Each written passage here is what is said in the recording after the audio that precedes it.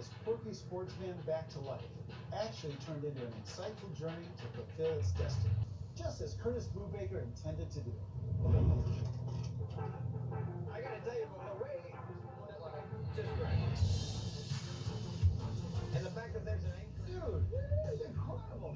I've never been anything like this, man. No? No. No, this thing was an absolute blast. It was really nice. Very, very nice. LACD guy.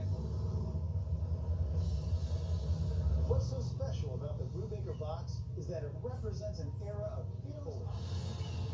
I have zero complaints about this thing. That's what I want to hear.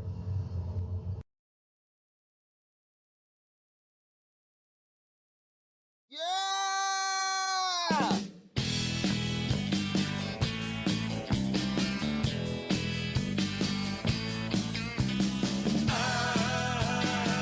I'm not your stepping stone.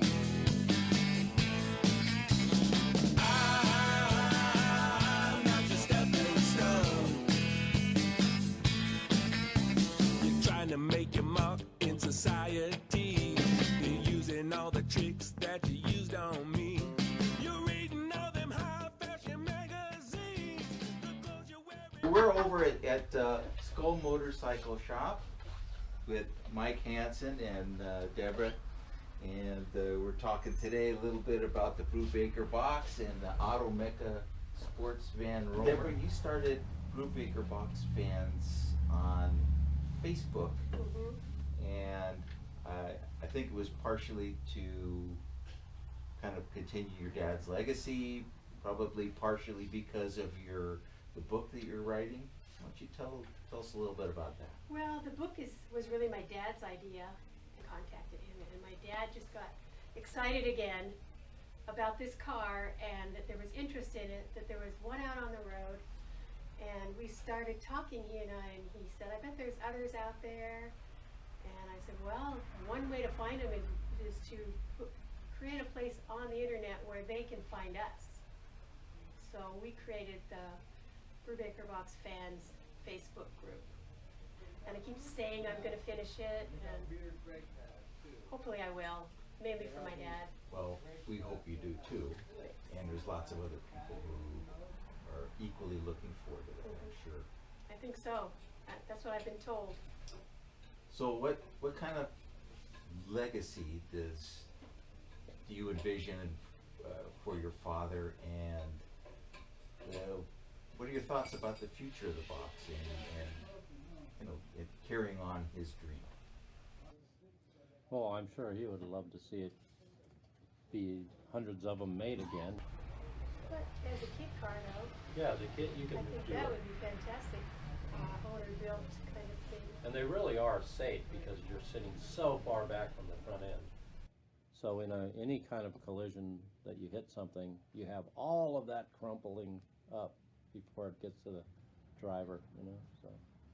You drove lots, Mike, you drove lots of boxes, Deborah was saying. Almost all of them, probably. Almost all of them. So there's got to be some kind of memorable story from driving one of them, or reactions that you got as you were cruising around. Sure. Well, there were times that I would come out. Anytime you stopped somewhere and you came out, like left it in a parking lot or whatever, be a crowd of people around it. You have to kind of fight your way in there to get in there. And there were one time at least, that I found someone inside the car sitting in it. Moved in. Huh? Yeah, I don't know how they figured out how to open the door, but Well, the back is rather inviting, you gotta Yeah, say. it is. I don't know how many vehicles there are that have an ottoman in No. the back seat. yeah, it's very comfortable back there. Yeah. In those cars we had. You entered a race with one of the boxes, Mhm. and which race was that you did that? It was the Mickey Thompson Riverside Off-Road Race. And I hear you didn't finish exactly the way you wanted to finish. Not so well. But first lap, my dad drove it, and it was a pretty far lap. It was a long course. First lap or two, he drove it, and then we came in and had something taped back on or whatever that was falling apart on it. And at that stop, we changed, and I drove it. And I was taking it easy because we're having front end trouble, every time we hit a big bump, it bent the tie rod, and then our steering was weird, and I guess they had just straightened it. So I was kind of taking it easy, and he's going, just go for it, just go for it. And he kept saying that, and then finally at one point I go, I'm going for it. I just hammered it, and I hit this bump and just went way up in the air. And then we went right on the nose. Oh, man. And I remember the battery was bolted to the back floor, and it flew out the window between the two of us and onto the ground.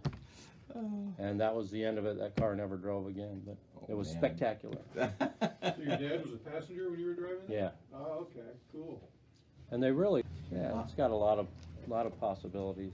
But everyone loves it when they see it, especially when you see it in person, because it's smaller than you imagine when you see a picture. As far as his legacy on a personal basis, our dad was quite the dreamer and just loved the unusual aspect of this car. He just loved the car, and I'm sure just having it live on in some way or another, being restored, having them out there driving around, that he's just would be tickled pink with that.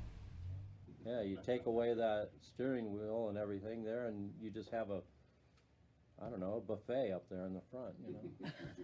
There's room for a picnic up there. We actually built a car that had an ice chest up there. Really? Electric one.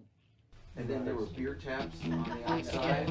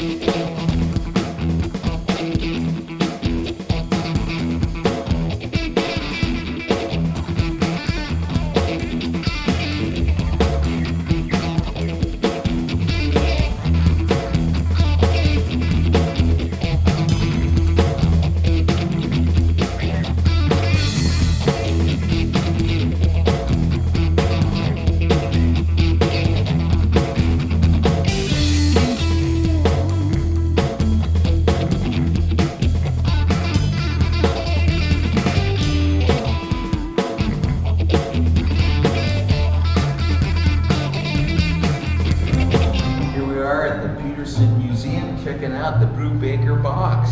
It's on display now. Come check it out. driven.co.